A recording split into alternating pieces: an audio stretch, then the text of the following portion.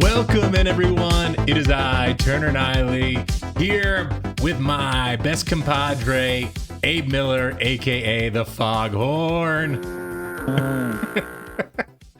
Here with another ADP Movers breakdown, and we are on the weekly cycle. We're getting juiced up now that it's draft time. And here we're going to do some deeper cuts. Obviously, the moves are going to be more, minute. We don't want to cover the same players that we do, so we've got some deeper cuts, especially on the fallers. And you won't be surprised by some of the movers up in the rankings this week because, there were some pretty big signings with Deebo Samuel and then Stefon Diggs. So obviously we got to touch on those guys this week. Abe, anything you want to say before we get into this edition of ADP Movers? Yeah, I mean, I kind of wanted to. The Diggs thing is big news, right? I mean, yeah, watching the offense, that's a big deal. And I think we're going to end up talking about him here in a minute. But yeah, I just think I don't think anybody loses any. Well, okay, I think Chig and Rachaad White, which we talked about before a couple of weeks ago, they're going to lose some of that, the target share and everything. But going back, I think it actually makes their offense more dynamic. And I'm not going to steal your thunder, but I still think that Terry McLaurin is not going to take a step back from that. He was the big guy we talked about last week, who we were both like so in love with. Yeah. But yeah, I mean, that's kind of my curiosity. And I think it's a good contract for the team itself as well. We'll see if he survives training camp. Yeah. I agree. I think it's a good signing for Washington. I think it's great for Jane Daniels. I think you do limit your upside a little bit with Terry McLaurin in terms of total targets, but at the end of the day, he's still their best receiver, and yeah, hopefully this will maybe drop him a little bit and even make him more appealing. So with that said, let's get right into it then. Let's talk about Stefon Diggs. Let's move over here. And obviously Stefon Diggs was one of the great late round finds last year. I think for both Stefon Diggs and for Deebo Samuel, all the early best ball investors, congratulations. He's going to pay off for you. He was someone you could grab late, him and Deebo, towards the end of your draft with the hope that he is going to get signed. And now you're kind of left with maybe Keenan Allen as that last, veteran that everyone's kind of looking at and waiting to sign now. But let's reminisce of what Stefon Diggs was last year. RotoWire brought this up.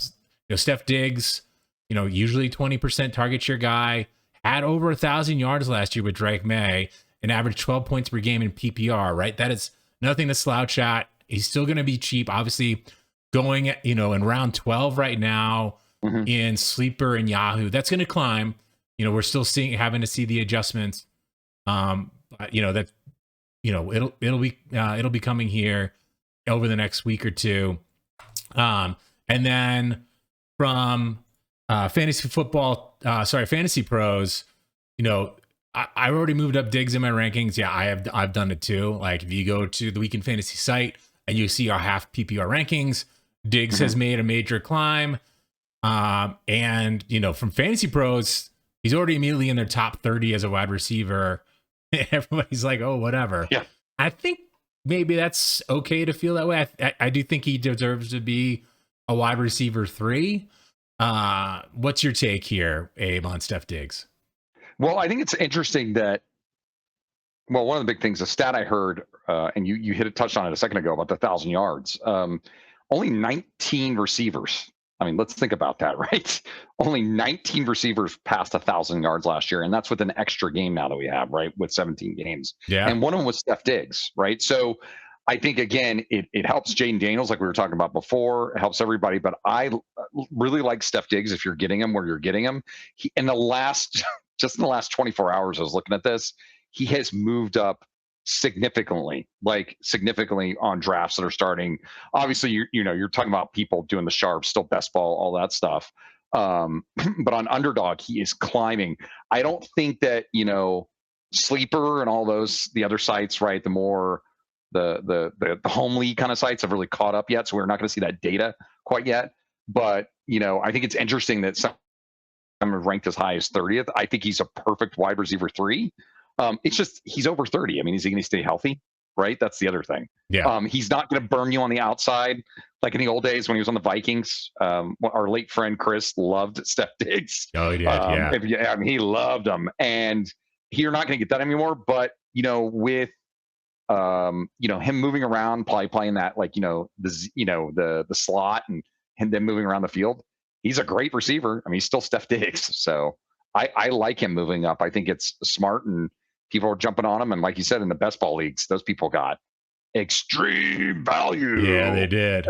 Yeah. All right. Let's talk about Deshaun Stribling next. Take it away. My boy. Yeah. Niners. I'm the Niner guy, right? So I love them. Look, this is kind of a two-part thing. We're going to talk about Deebo as well here in a second. The big thing, the late round fantasy football podcasts, I like those guys. I like what they have to say because they're kind of JJ's great. Yeah, and they're going to tell you about kind of who were the guys to go after with value, i.e., taking those lottery tickets. I think Deshaun Stribling is a great lottery ticket. As they were saying before, something that you got to see, and this is things that a lot of people in the Niners world, right, fans knew about this, which is the NFL is much higher on him than I think the fantasy community is, and I think that's telling. You're seeing that he went 33rd overall. I mean, the Niners kept trading back, and then they got their guy. There was talk that even the Rams, he was the number one guy on their board. Yeah, whatever. He was number one on the guy on their board. Yeah. But I mean, look, as their guys saying, I also like, those guys over on Establish the Run as well, and they had this great quote right here, which is he's 6'2", he's 210, he runs a 4.36 out of college. And he's going to an excellent offensive infrastructure, which is obviously the Shanahan system. And the kid can block. I mean, that's the thing. That's what guys go in the doghouse with Shanahan, rookie receivers. Mm-hmm. And this kid is physical. I mean, dare I say he could be kind of like a Deebo 2.0, right? Maybe, or Brandon Ayuk, right? So, the other big thing and kind of bringing up Ayuk here is, as they were saying on the high stakes fantasy football, the $1 million prize guys, right? I mean, he is a Mike Evans injury away from being utilized like Brandon Ayuk. If you guys remember, before Ayuk lost his goddamn fucking mind, he came out, right? He was excellent, right? He comes in, and all of a sudden, next thing you know, he's blocking. And as a rookie, he was, he put up, I think, like 700 yards his first year, something like. But he was scoring touchdowns. He was getting it done. He was a big part of the offense. And right now, I mean, everybody's dead. The substation strikes again. So that kind of brings us over to Deebo, right? Which is, he's healthy. I mean, right now, if the season's starting today and Mike Evans is not a go, you're looking at literally Deebo Samuel and Deshaun Stribling as your two starting wide receivers for the 49ers. Now, take that what you want from it. But, again, in a very efficient offense that's going to move the ball around, Deebo was, I think you were kind of high on Deebo last year too. When he was on the Commanders, he started off awesome. If you remember, in his first 5 games, he was great. And he was still, even after all that, he got injured, right, and kind of fell off the cliff a little bit. But he was still the wide receiver 29 in fantasy points per game, right? And that's out of 109 receivers out there.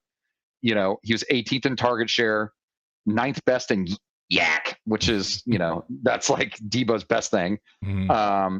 21st in read share, 9th best in missed tackles.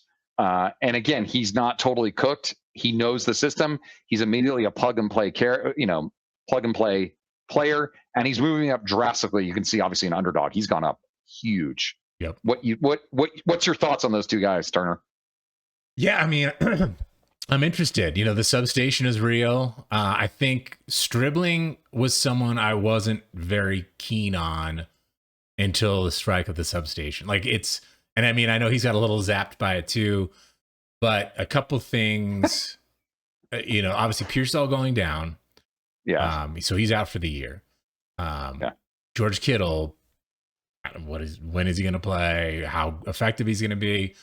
And then I love Mike Evans and I love Deebo, but those guys are not spring chickens and they're not shy from the Blue Medical tent. Like they are getting their, free sandwich here with the next punch that they get to go into the medical tent. So,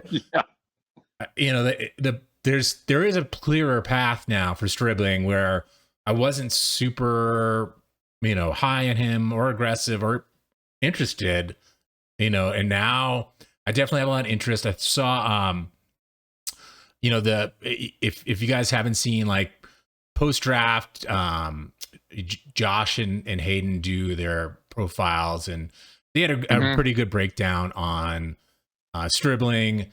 You covered this, like the speed and the power are there, which is unique, and he's getting a lot of talk. And Mac Jones, I think, is calling him a flying Hawaiian or something like that. Like there's a lot of good publicity coming out for Stribling, and so I think given where he's going right now, he's definitely worth investing in with potential upside. He may be someone that takes some time, but like I think there's a role for him out of the gate.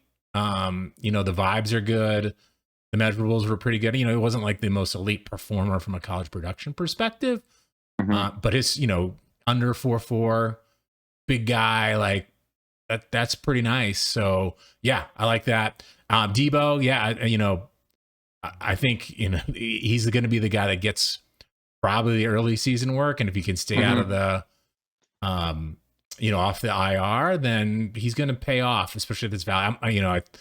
I mentioned this on another best ball podcast, but I'm heavily invested in, like I was getting him at before he's going like right in the 160s and in underdog. And so I was just scooping that up left and right, just because I knew he was going to sign somewhere. And to the point made before, he was good when he played. He just got hurt. And so I know there's some unflattering pictures circling the internet of him, but I think he's to me, both of these guys are worth investing in. Like, the Niners, especially in the 12th round. I think in the 12th round, there's guys. I was looking at a draft the other day from some, the fantasy footballers. Yeah. And Andy over there took Stribling in the 10th round, which I thought was a little bit of a reach, but those guys are not idiots, right? They know what they're doing too. So, I thought that was kind of telling. I think it's more about just, do you believe in the system, right? This kind of goes back to that whole thing of like, there's other players that, we talk about, and, do you want the number one receiver on a really shitty team, or do you want a team that is going to put up points and maybe you're taking backup guys, right? It's like that whole thing, like with T. Higgins, right? Like, I mean, that's obviously T. Higgins. Yeah. But T. Higgins is a number two. Crazy. Right? Yeah. Let's not go. But I'm not saying that's what these guys are. But I'm just saying the argument there of, do you believe in the system, right? Do you believe in the Shanahan way of doing things? And if these guys can stay healthy. And by the way, the substation now has a Twitter account. Sign up. Is hilarious. So we'll see. Like, again, like I think Deebo's a no-brainer to grab. And I think Stribling at some point, because these other guys are going to get injured, could be like that late round darling for you, or late in the season darling for you when he gets his time to shine. All right, let's move on now to our next guy, the syndrome himself, Josh Downs. And he's someone, he's getting a lot, as you can see here, like the vibes are super high. He's getting steamed up. I think the big thing, there's a little consternation if that Keenan Allen might sign with the Colts. But to me, he's kind of getting some more fluff here, some more rise based off of the good news with Indiana Jones. And so it's another guy that I wasn't too keen on, but again, given his price range here, underdog is obviously like huge. Sharps are already in on him. In the 120 range, like sign me up. Like he's worth a shot. Alec Pierce still seems to be hurt. So Josh. So to quote Fantasy Football Today, right? ADP in round 10. Favorite wide receiver sleeper. Chance to play outside. That was the big deal. Like everyone believes in his skill set, but similar to Jaden Reed, he just wasn't on the field. And we're running 2 wide receiver sets most of the time. In 12 personnel. So now he's got that opportunity, assuming they don't sign a Keenan Allen, to be out there almost all the time and get a chance to, be someone that leads the team in targets. So I like that call. It's something, I've been warming up the downs. And then from Josh and Hayden, I think this was Hayden Winks was talking about this one, but like, right, how the math works out, 8.2 routes in 12 personnel last year on average. If that for Josh Downs, if he's out there on a per route basis, that could mean an extra 2 targets per game and 15, 20 yards on top of that. Right now, he starts to pay off. Where he was just a dog last year, right? He wasn't really playable, and so to me, obviously, you see him starting to climb, especially in ESPN. He's someone I think if you got you're drafting now, you buy. Even in your home leagues later on, I don't think he's going to get too steamed up. Just watch out for the Allen signing. But I feel like the camp reports are already pretty nice coming out for Josh Downs. And he's got the opportunity, again, to lead this team in targets, especially if Alec Pierce is in full health. So, Abe. I think this guy's the most intriguing guy we're talking about this week. Yeah. I really like Josh Downs. I like him a lot. And for all the things, I remember I was, and obviously what Josh and Hayden said on Yahoo Fantasy, that was the exact, that math right there, right? At the end of the day, it's math. Yeah. It was like kind of blown away by that number. The only weird question mark thing, right, is obviously is Alec Pierce, right, who they paid a shit ton of money to. Yep. You don't see organizations paying people a lot of money, and Alec Pierce has some crazy, stat about, like, I think he's one of the top 3 guys on, 20 plus yard plays, right? And, he takes the top off the defense and catches, long bombs. But I think Josh Downs is a more dynamic player. A name you just mentioned, Jaden Reed, a guy I've always liked a lot. These guys that are kind of not gadgety players, but, you can put them anywhere, right? And now they're talking about putting this guy, like you said, on the outside, where Josh Downs always felt like, to me, like he's this great slot receiver, and just moving him around kind of all over the place. And if Keenan Allen comes there, yeah, maybe he takes a little bit back. But I'm not underdog has got him going in like the 8th round, right? These guys, I'm fine with you going with them in the 10th round. I just don't know if I'm spending that much draft capital to grab him. But I just think he's a really intriguing player. I want to keep watching what's going to happen with camp. And, this is only August 8th. So the season still doesn't start for about another 5 weeks. Let's kind of see what happens. But this is a guy to keep an eye on. And I would definitely be watching him if you're drafting later on, in say a couple of weeks, not now, but like in 3 or 4 weeks, and see where he stands. Yep. All right, let's move on to our next player, and that is Tucker Kraft. So the big news for his rise, and I'm going to expect this to climb some more, but Tucker Kraft has been activated off the PUP, and so and he's running very well when it's straight. So this is one of the fantasy footballers.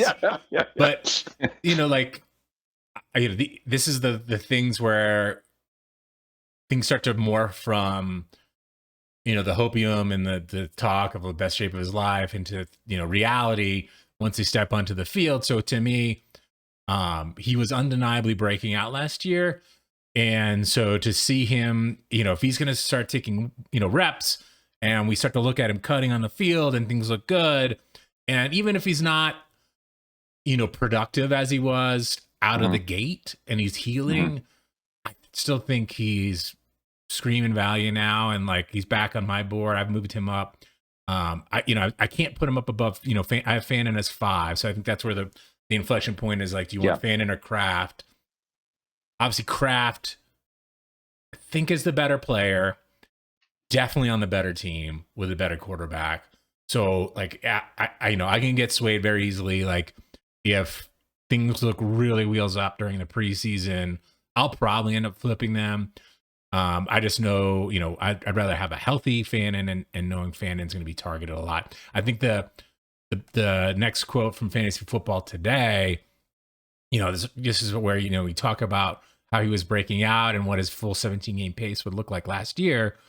So, if you take out the game that he tore his ACL in, he was on track for 73 catches, 100 targets. So not like supreme volume, but he's so efficient. So 73 catches, 1,139 yards and 15 touchdowns. Now, I mean, 15 touchdowns. Let's not get crazy here. Yeah. And he obviously like had some super yak stats last year too. But for me, like, yeah, I'm back in and believing in Kraft. And obviously the ESPN price is criminal. Like anyone drafting on ESPN should be pouncing on him at that 99 spot.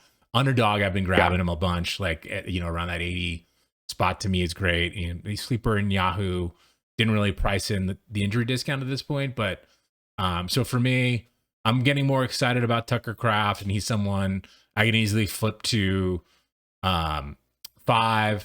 I don't think I'm ready to put him, in the Loveland and Warren range, but Abe, give me your thoughts. Yeah, you hit the nail on the head. Fannin was kind of that benchmark, that threshold. Do you take a healthy Fannin? I love Tucker Kraft. I think that Tucker Kraft could be a top 2 tight end in the league, right? Yeah.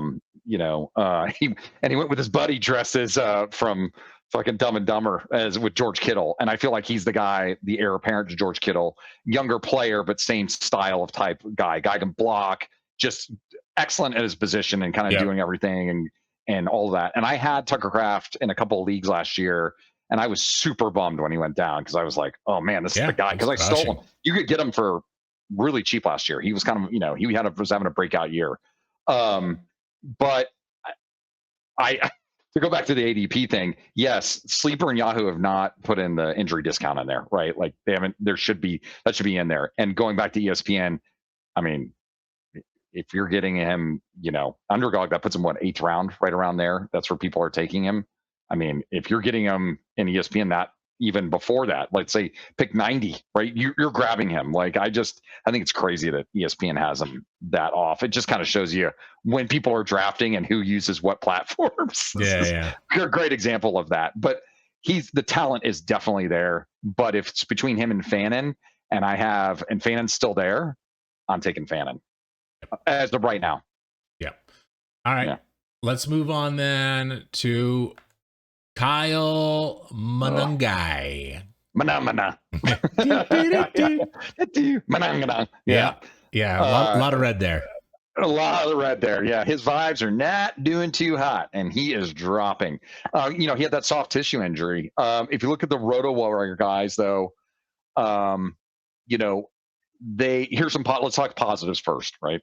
Even though there's a lot of red, I think the red is there because of the soft tissue injury, and he hasn't practiced in a week, right? So there's that. And DeAndre Swift, I think, is obviously the lead back, and I think is a more dynamic player, but he's getting older. But if you look at the positives, the guys at RotoWire were talking about Ben Johnson offense continually sort of churns out these sort of players where where you could see Monangai taking a big step forward. Maybe he does, right? You never know. And the other big thing is that keeps going. Swift ran pure last year, but he's older. Monangai is in year 2. Could we see him getting a lot of touchdown equity here? That's the other thing. Are they going to, you can see Ben Johnson kind of saying, all right, we're going to use Swift between the 20s, and then Monangai coming in and kind of doing that whole thing, right? Where he's like the David Montgomery, kind of that, but also Monangai, they could be throwing it to him. I mean, for right now, I'm holding on him. I'm not fading him. I think he's going in the right spot. I think underdog's got him a little bit too high valued in there. I think that was a lot of ridiculous. Yeah, sleeper is way ridiculous. But at this time of year, we kind of always said that underdog is kind of a good gauge because it's a lot of the best ball and all that. I think a lot of that, though, that pricing is built in of that what he had at the end of the last year. In fact, Sal Verti, who has his own podcast, he said this. So this is a guy who had a couple big weeks, if you remember, at the end of the year last year. But overall, you remember that Black Friday game, right? And you remember those games. But when it comes down to it, he says here, but then you come down here and you start kind of looking at some of these efficiency metrics. And some of his efficiency metrics, which are pretty crazy, he's not efficient at all, right? Like, so I thought that was very interesting. Sal kind of touched on that. I think he's not fading him completely and saying some terrible player, but I think what he's saying is are you drafting as your RB3, which people are right now? right? I think he's number, let's see here, 30. He's like number 32 running back right now, give or take, around that zone. And if you have other players that you're looking at, there's guys like J.K. Dobbins is around that, that price point. Yeah. You also have Blake Corum, right? Who is, some people feel that he might eventually take the job on the most prolific offense in the league, which is the Rams. You got Jonathan Brooks. Okay, whatever, but I think this is another wait and see for me. Your thoughts? Yeah. I think, Salvetri had like the right view of this. Like, he's not particularly great, right? I think to the Blake Corum point, he has value if Swift gets hurt, because everyone believes that Ben Johnson's offense is elite and potentially breaking out. I think it's the Swift show primarily until he, does something to his body, right? So I think Monangai is someone you grab and hope that he finds some value with an injury to Swift, and on occasion he will have some good games because he, ran into the end zone or had a big, potentially had a big play. I don't think he's going to get significant snap share while Swift is healthy. But that's the thing, you got to roll with these late rounders. I mean, they obviously sleep at price, no way. But you get into the 10th round or below, then maybe take a shot at him. But he's not some. To your point, like I'm going to take Dobbins, I'm going to take Corum, I'll take Rachaad White. I'll take these guys over Monangai. Oh, you would even take White now over him? Oh, Rachaad White for sure. Yeah, I think Rachaad White's going to start. So like, why would I'd rather have the guy that's going to give me points out of the game. I don't know. I think Bill's going to. That's a whole nother conversation. But I think Bill's going to start now with Diggs in there. Yeah, I think so, man. I just have a feeling. I don't know. That's just me. But yeah, I would take Monangai over Rachaad White at this point. But yeah, definitely Corum or J.K. Dobbins. But J.K. Dobbins dies all the time. So poor guy. I felt bad for that guy every year. Yeah, what could have been? What could have been? Who do you got next, Turner? Who's your next guy? All right, let's go deep. Let's go. Way deep, dude. Yeah. Germie Bernard here. So I love this because it gives us an opportunity to talk about players that we haven't talked about a bunch so far this season, but a highly drafted, obviously high second round pick for the Steelers, and very well respected draft pundit here on Draft Sharks, and Jesus, I just forgot it. Oh, Jared Smola. That's his name. Yeah, I couldn't remember his name. Yeah, and he's like one of the the best drafter guys, and so he's got Germie as one of his sleeper picks, and it comes down to like the value, right? Like he mentioned here that he's not high on him on a prospect, but he does feel like he's got a high upside. Again, if he's going to get some playing time, but he's he's basically like an end of best ball type of pick, end of your redraft, like last player. I think in redraft for me, like he's probably not someone I'm going to pick up because but best ball, I feel good about adding him and knowing that I don't have to worry about when I play him. But like, the big thing here was that the news right now is Roman Wilson is getting the hype in camp, so that's kind of putting a little water on any fire for Germie. And then there's talks like he's doing the rookie stuff that pisses off Aaron Rodgers, so he's not going to get targeted. But I mean, at the end of the day, like from a athletic profile, he's not like the greatest athlete, but he does a lot of dirty work. At Alabama, he was schemed up. And so like there is a world where he becomes valuable, but it's, to me, again, I don't think it's early on in the season. So in redraft, he's just going to clog your bench. So for me, in that area, is in a void. I don't mind taking him at the end of your underdog drafts or best ball drafts, grabbing him. But I think the big thing that I want to relay to people that are watching this is like, obviously, keep up on the camp news. It sounds like Roman Wilson's playing ahead of him. So to me, like, it's kind of a wait and see. I wouldn't draft him in redraft.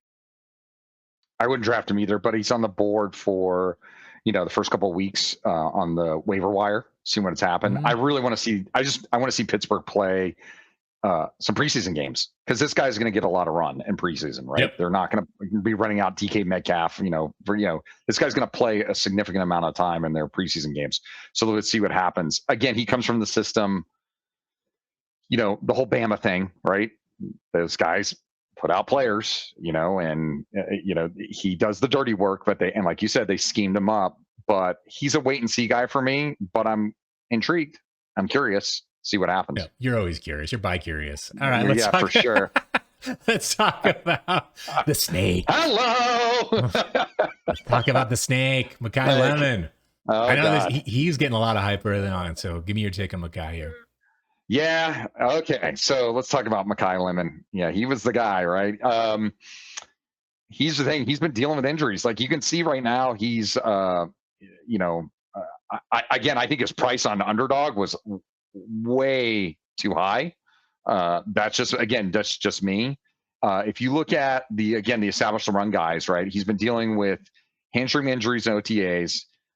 He's dealing with it again as of right now, as with like Luther Burden was last year. They said over there, I think it was Matt Harmon was talking about him. And he was saying, I hate when rookie receivers miss any time in the offseason because it gives them, they have the ramp up part, right? It's very, very valuable ramp up reps, and Lemon is not getting them right now, right? The other big thing that you want to, also see in here is who came over, right? You had the new offensive coordinator with the Eagles, Sean Mannion, right? Sean Mannion's new OC, and who does he bring with him?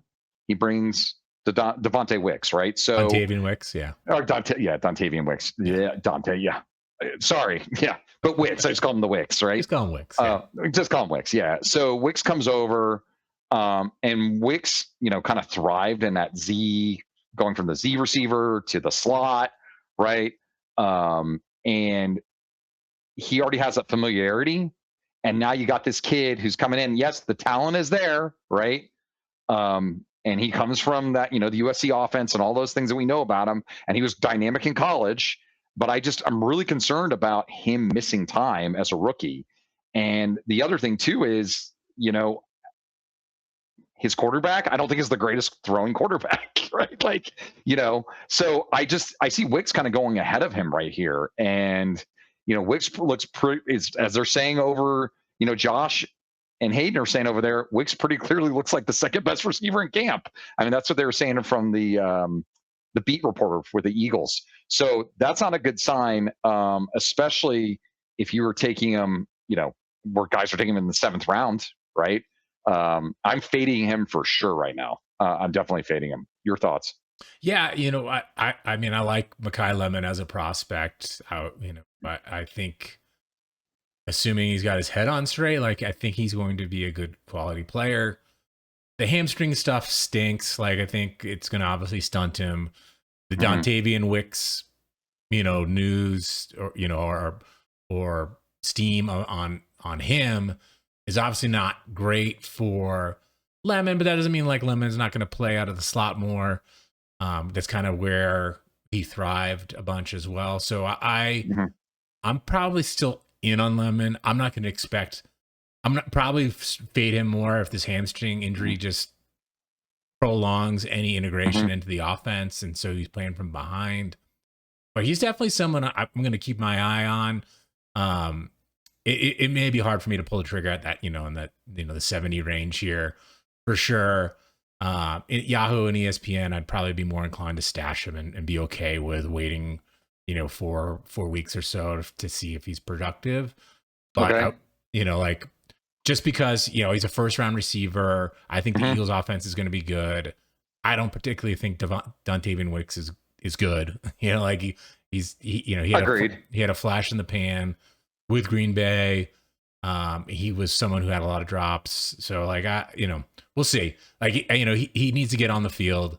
And if he's going to fall, I'll probably scoop him up and kind of be able to wait and see. And hopefully that he turns into something later on and it comes to fruition, because obviously I love Devonta Smith, and I think the Eagles offense is going to be better. I think they're going to throw more. And so that for that reason alone, I do want to piece this, and like, yeah, I mean, listen, if the Dontayvion Wicks stuff continues to grow and become a real thing, I'll probably grab him too because he's going for nothing. Who do you got next? All right, next, Elijah Sarratt. Oh, all right, our last rookie. He's not a player. He just Sarratt's a lot. Okay, yeah. got it. So Elijah Sarratt. Let me scroll down here to get this here. So with Sarratt, like, this is the thing. Like, hey, like all he's got to do is beat out Rashad Bateman, and the targets are there. Mm-hmm. I think the point for me, because going into the draft, Cooper, who was highly drafted, mm-hmm. he trailed Elijah Sarratt in touchdowns, catches per game, yards per game. Mm-hmm. And Sarratt like fell down the draft board to the 4th round, which to me was crazy. Mm-hmm. And then you've got, they drafted him in the 4th, and the 3rd they took Jacoby Lane. Mm-hmm. And unfortunately, right now you're hearing a lot of Jacoby Lane is kind of locking in that role mm-hmm. and playing ahead of Sarratt. I think there's been some more positive news with Sarratt lately. Mm-hmm. So I do think, yes, he needs to beat out Bateman, but I don't even know if he's going to beat out Lane at this point. So it's a little it just feels like just a best ball play at this point until we hear more news. Like there's been positives on Bateman and how they're going to use him. Mm-hmm. But like, to me, like, again, like it's interesting watching him, fade a little bit. And I think it's primarily on the Jacoby Lane hype. And so we may see him start to rise some more here. But mm-hmm. other than that, like, honestly, there's nothing super exciting other than we should remember he's talented. He's probably mm-hmm. worth a late grab in best ball. But other than that, again, in redraft, he's like a wait and see. Don't draft him. And to your point earlier, like, keep an eye on him on the waiver wire and be ready to pounce if you see his snaps going. Dude, he has the best nickname in coming out of college. Waffle House. Yeah, dude. He's the Waffle House. Yes. Always open. That is so good. Yeah, that's good. The Waffle House. Yeah, I mean, if anybody watched college football last year, it's weird. It's like the whole thing with Cooper, you hit on it. I feel like everybody's like, when, our favorite boy, Gus Johnson, lost his mind and his voice when Cooper made that catch against Penn State, right? And, it's like everybody's thinking about that. But if you watched Indiana play last year, this was Mendoza's guy. He was throwing it to him, right? So, he had all his numbers were better than Cooper's last year. So this is another guy I'm intrigued about because it feels like it could be one of those situations where this guy comes out of nowhere and you're like, oh yeah, I remember that guy. And then all of a sudden, next thing you know, he's just super efficient. He beats out Bateman in camp. And he gets open because he's the Waffle House. Yeah. And if he puts on a show in camp and a couple of preseason games, I actually had him above Bernard as the guy to kind of look for, as kind of saying, hey, this is the guy I'm kind of targeting at the end, right? Because this could be something later down the road. Better offense, yeah, and a better offense, yeah. So interesting. I like that. All right, last guy. We're not worthy. Oh, God, this guy. Yeah, okay. All right, all I'm going to say about this guy is, look, this is my favorite thing. Josh and Hayden said it. I don't know which one. I think it was Josh said it. He can't survive contact. Yeah. He's already got the same shoulder injury. He fell down on his shoulder in camp, and he already has the same injury again. And it's like, do you believe some of the other pundits, right? Like fantasy football projections, like, these guys, they're talking about, can he finally become that missing piece that Tyreek Hill was, right? And maybe that deep threat. I just feel like, here's the thing. Kansas City has been looking for the Tyreek Hill replacement for years now.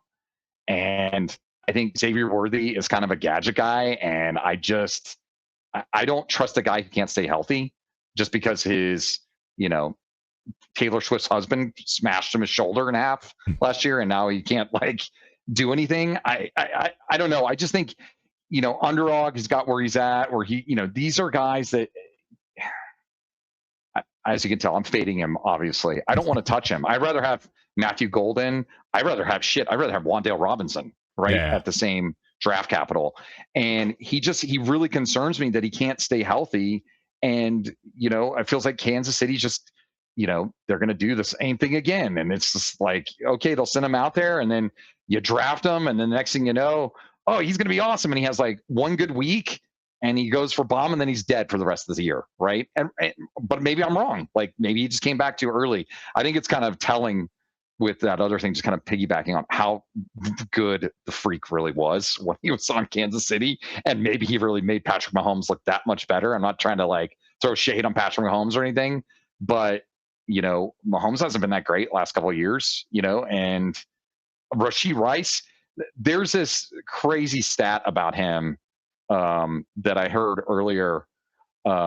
This is the craziest thing. So if you just go back, Turner, you might have skipped over a second ago. So this is nuts. Nick, Nick Ercolano, I forget what podcast he's on, where he posted something, but he's only cleared 80 receiving yards 3 times in 34 career games. And then Nick Ercolano posted this, where Rashee Rice has played, Xavier Worthy has averaged 2.7 catches a game. Like, that's crazy, dude. Like, that's nuts. And Rashee Rice is awesome, but it just feels like this guy's running around as like a decoy that everybody's like, okay, great. Well, you're still not going to throw it to him. So yeah, what say you? Yeah, cardio king. Like, yeah, at his value right now, if you believe in him, like maybe he's worth a shot if Patrick Mahomes is back. But I think this particular quote is kind of the most telling. Like, if Rashee Rice is healthy, what's changing? Like, if Patrick Mahomes is going to start playing week 1, maybe Worthy becomes interesting at this price. You're talking like round 11, round 12. So sure. I mean, but like, I'm not excited about it. Like, I don't know if there's upside. I don't know if I know when to play him.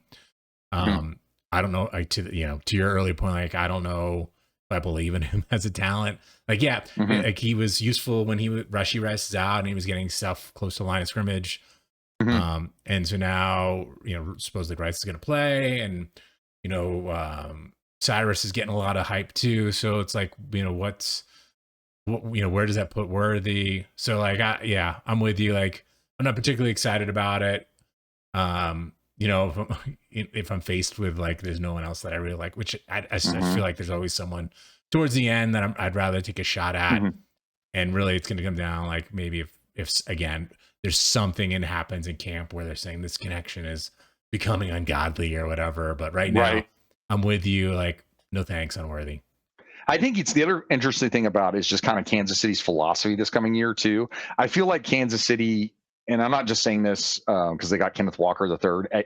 There's this vibe, and there's people talking about how they're going to kind of run their system, and it's going to kind of be like, feel like the Seahawks were. Yeah, Seahawks last year were a run first team, right, and played really good defense. And I can see Kansas City doing that and kind of just have one guy, which is going to be Rashee Rice. By the way, I think Rashee Rice is awesome, right? I think he's a he can be an RB1, or excuse me, a wide receiver 1 or wide for sure, out there and have huge potential, but it feels like he's their only guy they're going to really throw it to.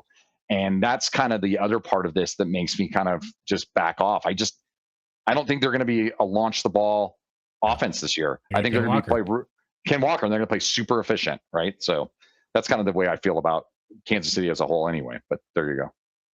All right, well, that's going to wrap up our 5 risers and 5 fallers for this week. Abe, I know you're on the road, and I appreciate you joining, and I know you got to take care of some family, so my best to you, and thanks for making time to do this with me. Yeah, of course. Yeah. It's always fun. Love talking ball.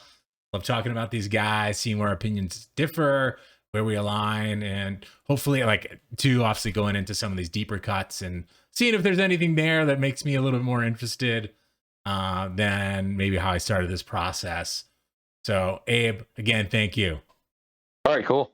I'll see you guys next week. All right, everyone. Yeah, we'll see you guys next week. Come join us on twif. We've got great draft tools. We've got rankings. We've got all of this analyst insight aggregated around your team, around every player, so you can get exposure to all the best analysts in the fantasy ecosystem on twif for free. So until next week, see ya.